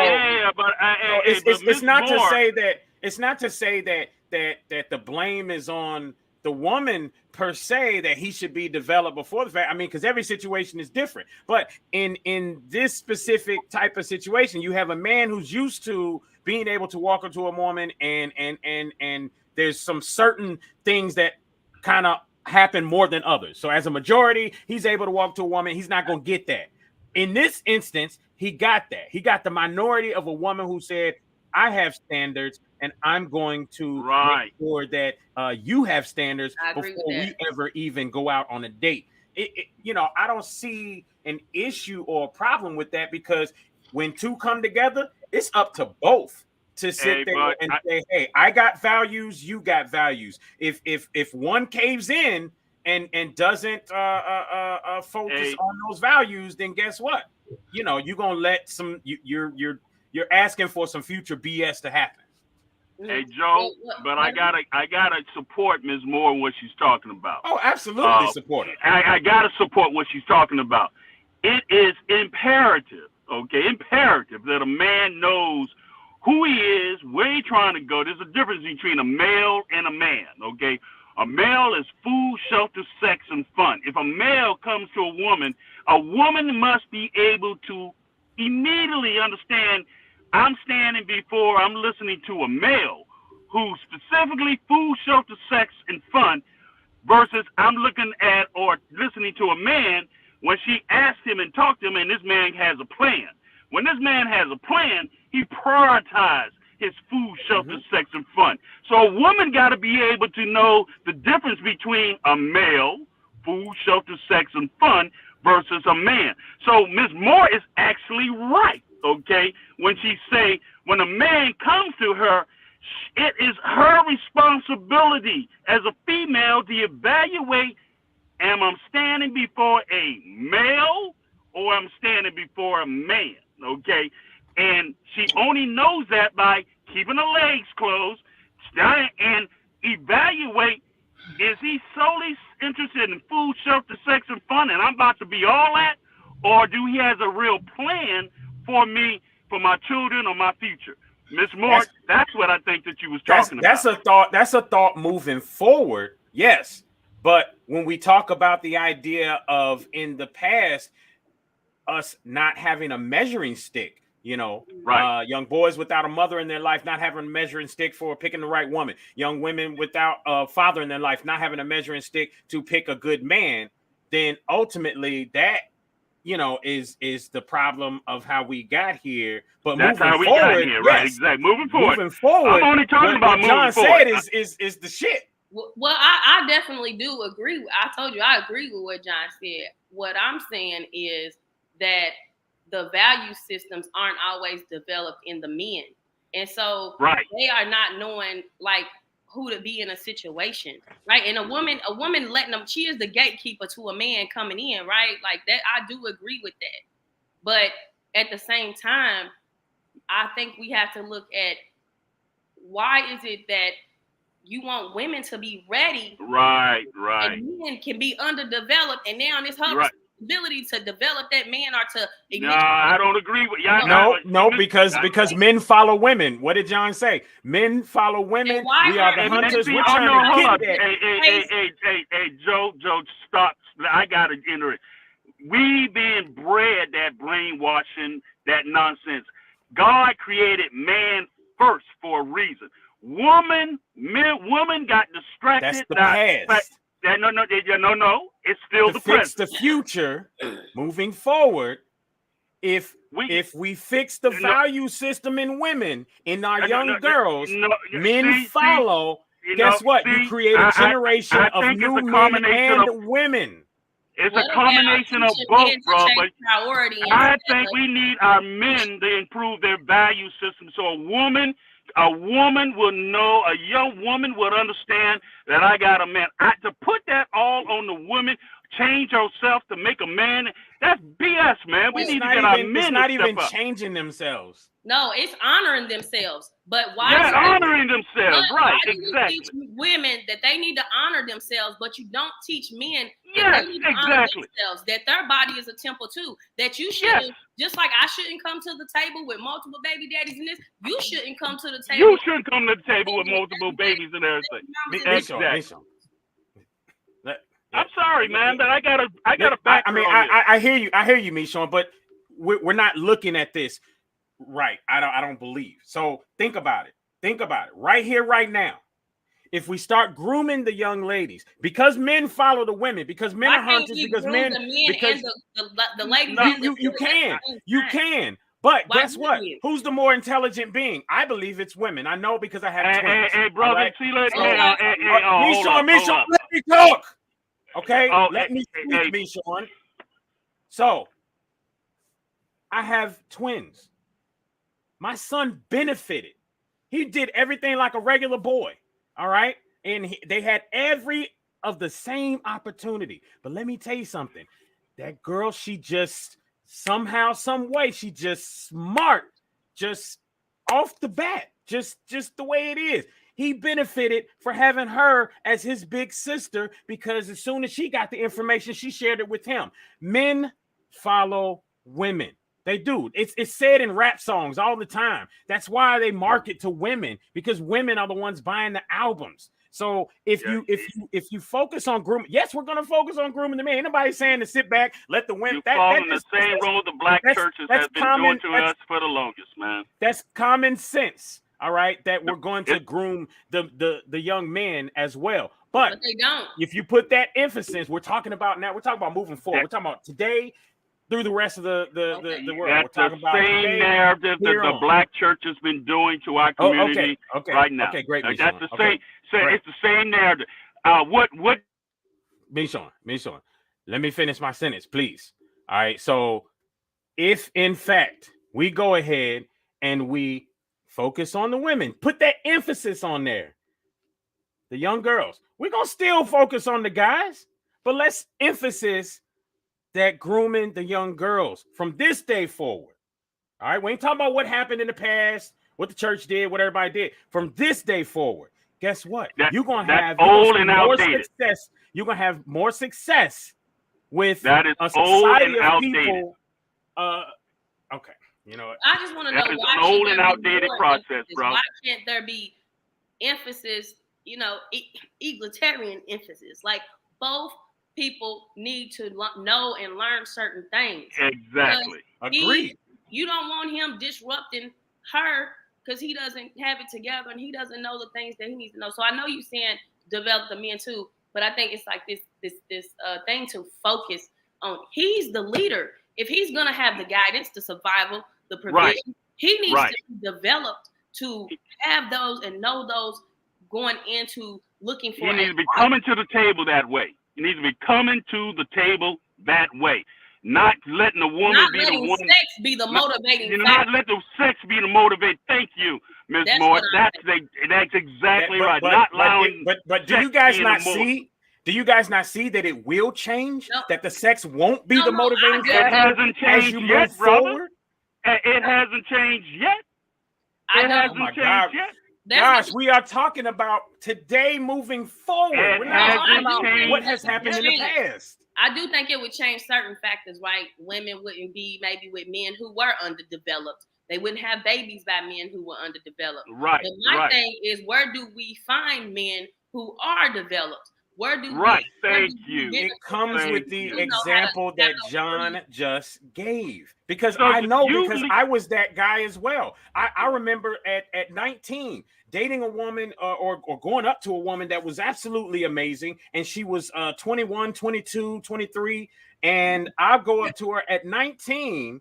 And guess what? She was out of my league in a sense, right? But because of that, I stepped my game up and I got a lot of my shit together and then stepped back to her with my shit together. And so that's all I'm saying is that if you focus on the women, you got to put the bait out there. You focus on that bait. Guess what? You're going to eventually have a whole society of changed men and women because of that one very thing. Go ahead, John. Let me tell you why I brought that piece up. When we're talking about that, see, now you didn't hear me say don't focus on the men. You didn't hear me make that statement. What I'm saying is that I'm looking at nature. I'm dealing with what is nature. So innate. Now when you're dealing with something that's innate in you, it is taking away things that are on the outside perimeter of your life. And what doesn't matter. What matters is your nature. How you're naturally inclined on this planet. Now, on this in this dimension here, we seek happiness. We seek to be whatever we're seeking for. Bottom line is the bottom line is happiness. So you got men and you got a woman. You got male, you got female. You got both the opposite, and both the opposite has a sex organ, and both them sex organs are for reproduction, period. They ain't for playing around. They ain't for toys. They are just for reproduction. Okay, period. So now there are catchphrases, or I want to say there are things that attract men that attracts women, and they're opposite. What women are looking for is a certain type of man, and what men are looking for is a certain type of woman. Now, innate. It is not natural for a man to look for another man. That's not natural. I'm talking about nature, right? Somehow something outside done interfered with the mindset. It's like someone said they were born gay. Nobody can be born gay because you ain't born thinking about a sex and who to have sex with. Just that simple. You may have been born in an environment and you don't know how you end up liking men, but nevertheless, you're not born with that mentality. Now, let's look at something that I like to talk about. And Joe, you hear me talk about it all the time, about these two species of birds, or this particular species of birds. And we're going to describe this in all types of animals, that there's something innate that they do. Right. And this particular bird, these male birds follow the female bird. They follow her around. Why? Because they want the panties. They want to mate with her. So they're following her around, and she decides to go to a certain tree. When she does that and go to that tree, all the male birds that want her will go to that tree too. What she is saying and indicating in that tree is that this is where I want my home to be. Then she leaves, and then all the male birds start to build nest. Right. When she comes back, she's going to look at all the nests. She's going to jump on them, pounce on them, go inside. She's looking for the one that's the strongest, the biggest, and it's the most beautiful. When she goes inside the nest, the male bird who built that nest said, she wants me. And that's who she wants to mate with. Why? Why does she choose a particular bird to mate? A male bird to mate with? Because she wants to ensure that her babies can survive. Period. Same with the lion and lioness. A lioness will not lay down with the weakest lion. She would tell him, go up on the mountain and fight all those lions up there because I want the strongest one. Why does she want the strongest one? Because she wants to secure the fact that she's going to have strong, healthy cubs to raise, right? So she has an agenda. He has an agenda. His agenda is food, someplace to shelter, and a woman to mate with. Right? He's seeking to mate. We smell women. We go and search for women. We can be driving in the car and be trying to honk and look at a woman. It's not the opposite. Women ain't riding around honking at men and want, come on, baby, you want to ride with me? So it's not vice versa.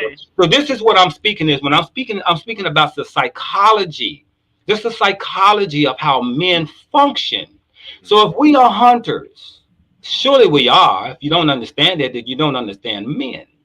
Men are hunters, right? We are hunting. We're trying to find something, right? We're either trying to find shelter, we're trying to find food, or we're trying to find a mate, sex, or whatever you want to call it. At that bottom line, we're seeking it because it's somehow innate in us. It's attached to us.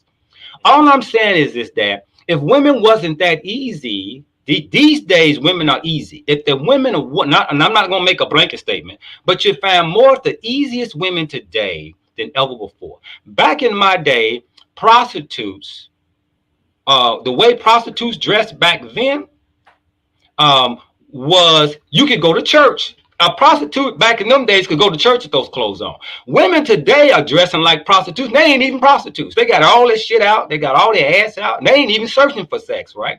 And then you're wondering why that man keeps attaching you and all he wants is sex, because he's a hunter. He's looking for what you're presenting the booty and putting it out there.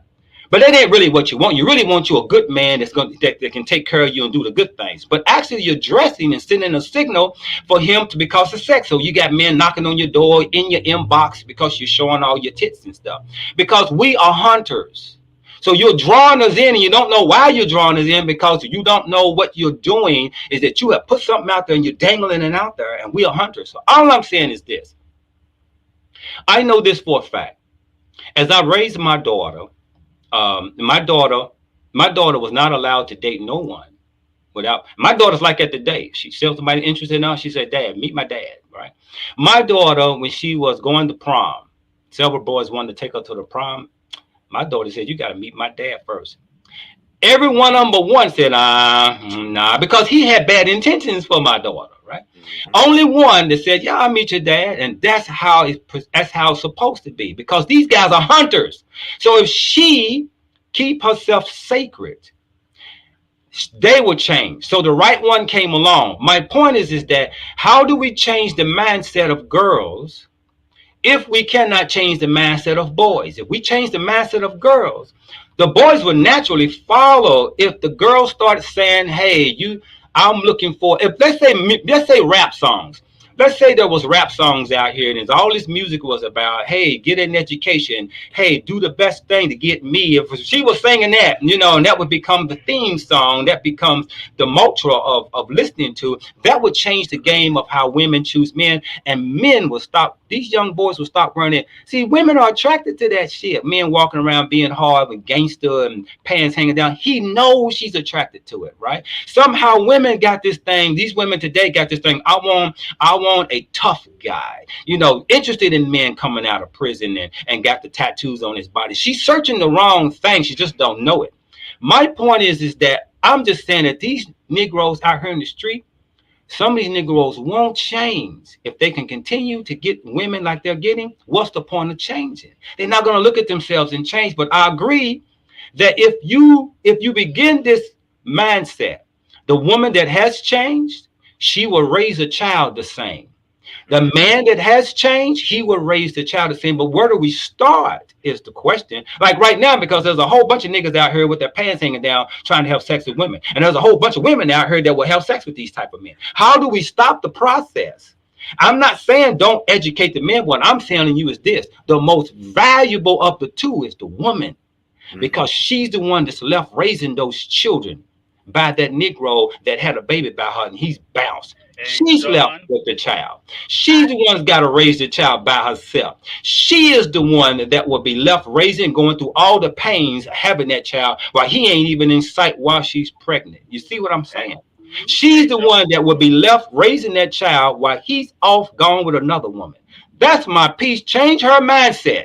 Change her mindset. I think she's more valuable. I really do think she's more valuable than a lot of these niggas out here. I think if we can save her, save these little girls from being abused, A lot of these uncles and shit are abusing their nieces, and a lot of abuse is going on inside the family. A lot of molestation is going on inside the family before it's even outside the family. So we gotta save our girls, because ain't nobody molesting a bunch of boys like they're molesting the girls. The girls are being 10 times more molested than little boys are. If we save the girls, because those little girls that molested, they grow up with a different mentality against men. They have a different view about men if they were touched by their uncles or touched when they were young. So they grow up with this foul taste in their mouth towards men. Right. So I'm purposely saying this on purpose. We have to save our girls first. My job was raising my daughter. My number one job, and it's not speaking against the other side of the family, but was a lot of child stuff going on over there. I made sure nobody was going to touch my daughter. I didn't care if I had to keep her away from other family members. I didn't care. My job was to protect my daughter and make sure nobody puts their hands on her.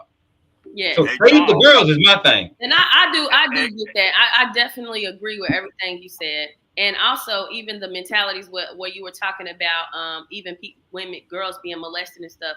I think a lot of that too starts in childhood with the boys too. And that's what I'm talking about, is developing them not to have a rape culture mindset, right? That they don't just look for sex, that they don't just covet women's bodies and women, and where they starting this very, very young, right? Yeah.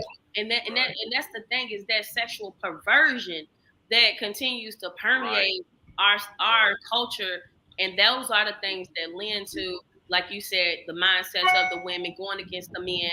You know, as a sexual trauma therapist, I see that a lot of women who have been tampered with in that way definitely have poor views of men, you know, because they have not been protected. Correct. Now I have to become, even I had a session with a girl, had to become more masculine to protect myself, so they won't even look at me, right? I don't even want them looking at me, because I don't want to meet to somebody, right?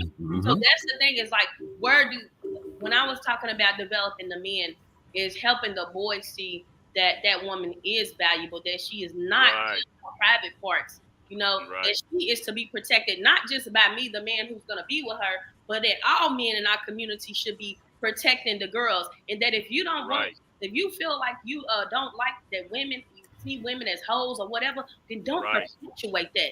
Don't make hoes out of women. Don't pursue that. It has to go both ways. And that's the part that I just be trying to emphasize, not that the woman is not more valuable. You're right. She raises the children regardless of that. And she is going to be the matriarch of her family, and she needs to hold herself in high value, high regard. Got it, get it, you know? But I think that with the man, being able to help him to see the value of women, that who she is not just what's in her pants, you know? And that's the part that I think we miss. That's the part that contributes to rape culture, and that is the part that contributes to a lot of the sexual abuse and molestation that a lot of women end up going through, because the man is not being taught to, one, have self-control, and he is not being taught to value the woman on a whole nother level. Right. Absolutely. Protect her. Absolutely. And can I add a comment to this conversation, Joe? Is it gonna be all right? Don't play, man. Go ahead. All right, then. John, I am totally in agreement with you in everything that you said. Absolutely. In listening to you, I did not realize how you and I have similarities. My daughter, I knew when my daughter was still a virgin. Okay, she came up to a Man Up event, and she brought a young man with her, and I thought I missed it because me and her daughter, me and my mother, her and her mother and I was divorced. And my daughter, while she was in college, brought this young man to introduce them to me. And I had that experience. But culturally, I was taught by another culture that the greatest thing that your daughter, the greatest compliment that your daughter can offer her father is when she's considering laying down with somebody and she brings them to see you. And I thought I missed it. And brother, it's good to see that you and I have had that experience, because this is an experience most fathers are not having. So I got that. I took that young man on the walk, and I had that father to Shorty looking at my daughter talk, and it didn't go well. And 2 hours later, when my daughter ended back up in Western Kentucky, in Bowling Green, she called me. What did you say? What did you say to him? I said, what happened? He left me. He did. Oh, he did. Oh, then baby, he wasn't the one. Okay, he wasn't the one. Okay, so I got you, and I just wanted to share that so you understand. I protected my daughter, but let me just go here and say to you, because a man that had 25. I mean, I'm exaggerating, but again, my current wife, okay, who I met, good girl. I met her, good girl. She had all these guys trying to get with her, but my wife decided, nah, she was looking for something better. She found me, but the problem was that I brought all my 25 relationships with other women into this relationship with my wife, my current wife. She didn't have all that. So what I'm saying is that it is better that a man knows who he is when he's coming towards a woman, so she will be able to understand that that man knows who he is. She should not be so focused on trying to develop a man. That man should come developed, okay? And my wife appreciate me being the man that I am, but I had to get over. I had to get all the nonsense that I had in previous relationships out of the way, and not destroying the good woman that God sent me with all my nonsense. Okay, so Miss Moore, I really love your contribution to this. I think that we need to have you on our show a lot more. You brought some very value, and I appreciate you being a guest on our show. Thank you. Appreciate Absolutely. it.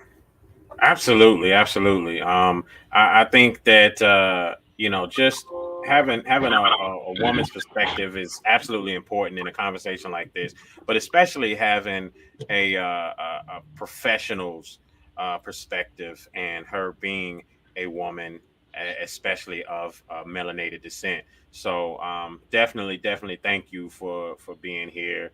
Any other words before we go, Miss Moore, Brother Yah? Either one of y'all want to jump in there? I would just say, like, what I was talking about doing your best. Like, a lot of times, that doing our best, spiritual development is really important. Being able to see our value, I think, has to happen on both ends, and then being able to respect each other's differences, and being compassionate with each other's flaws.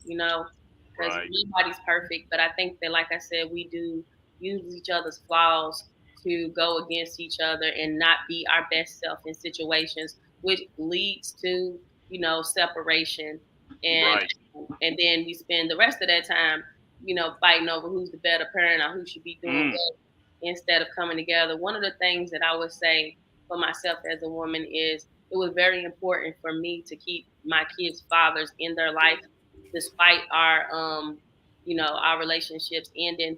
And a lot of people, he's like, oh, he's not doing this or he's not doing that. And I'm like, but I'm not worried about that, because it's important that my kids have a relationship with their daddy. Good point. Congratulations. Good. Congratulations. Yes.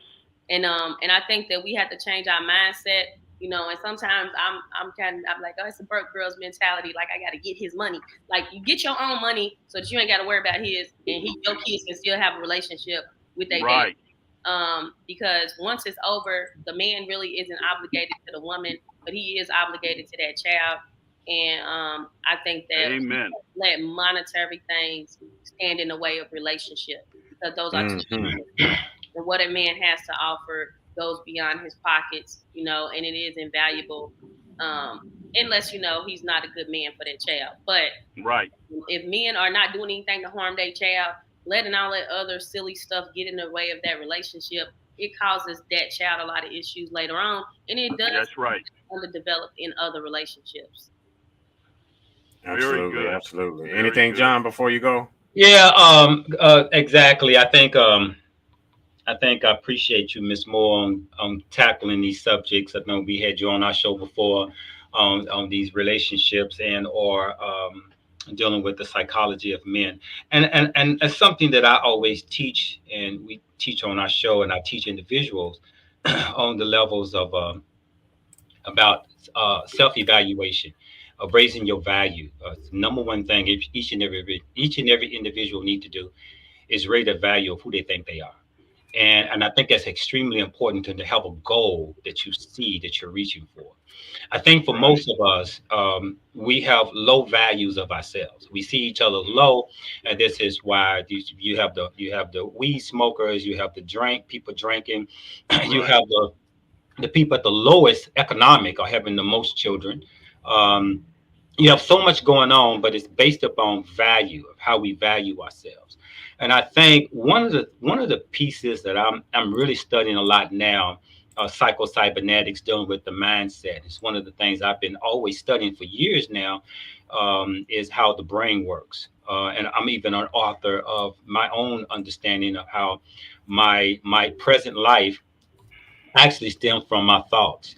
And so now I have realized over the last several years that there's nothing that happens to me that I didn't want happen to me. There's nothing that happened to me that wasn't already designed that way. I'll be done in a minute. I wasn't nothing that happened to me that wasn't designed that way by what I've already put out. And then I realized that it was what was coming into my brain by watching television and watching certain movies and watching certain shows that actually was training the way I think of things outside of me. And then my life began to appear what I had been thinking.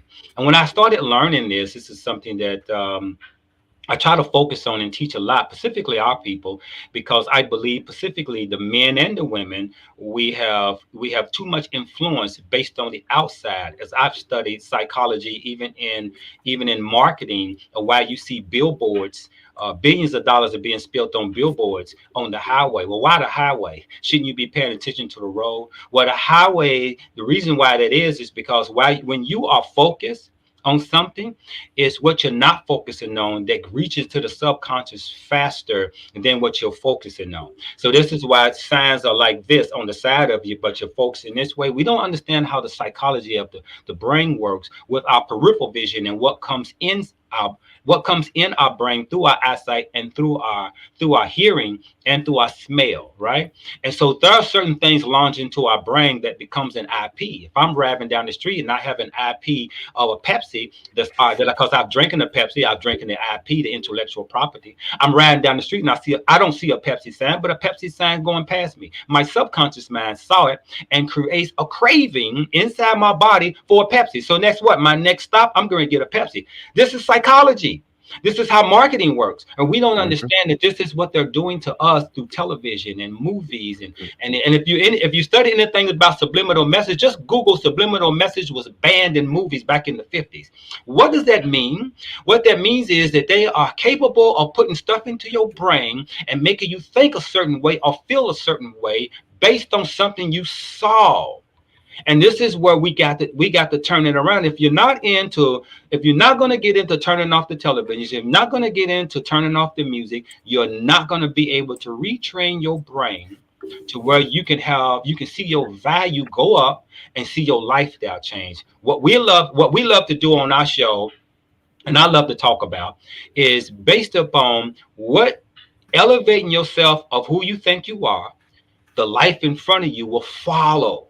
Just that simple. It will follow whatever you think of yourself. If you think of yourself as a God, if you think of yourself as a very spiritual, upright human being, guess what? Your outer world will follow you if you are sincere about it, right? So I think that's most important. I see is the value. We have low value, and how do we raise the value? And most of us our values attached to economics.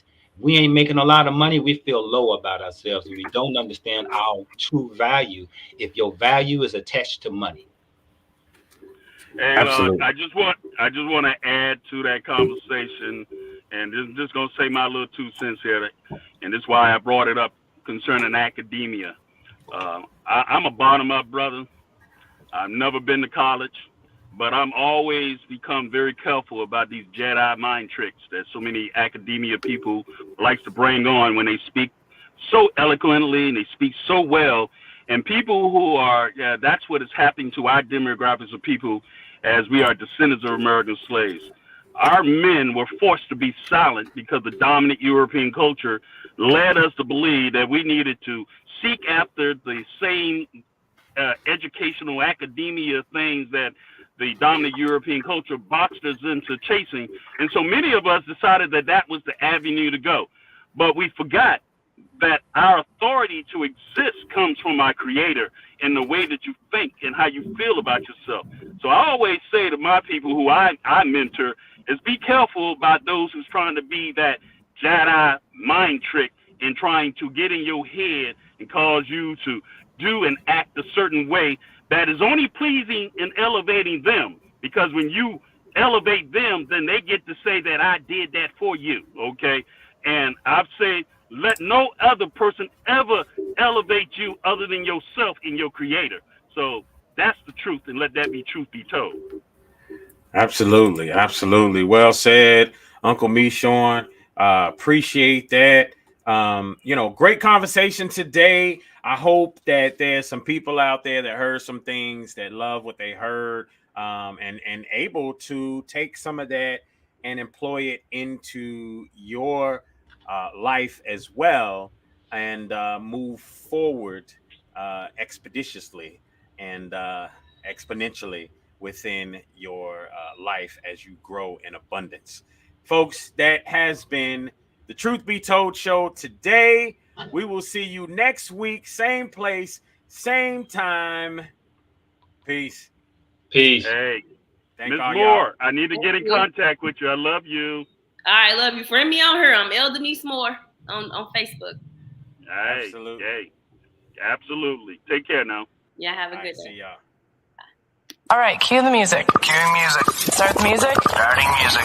And go. It's the Truth Be Told show, where we place America first. Honoring those who America has forgotten. Listen in and unlearn to relearn. As we set the record straight.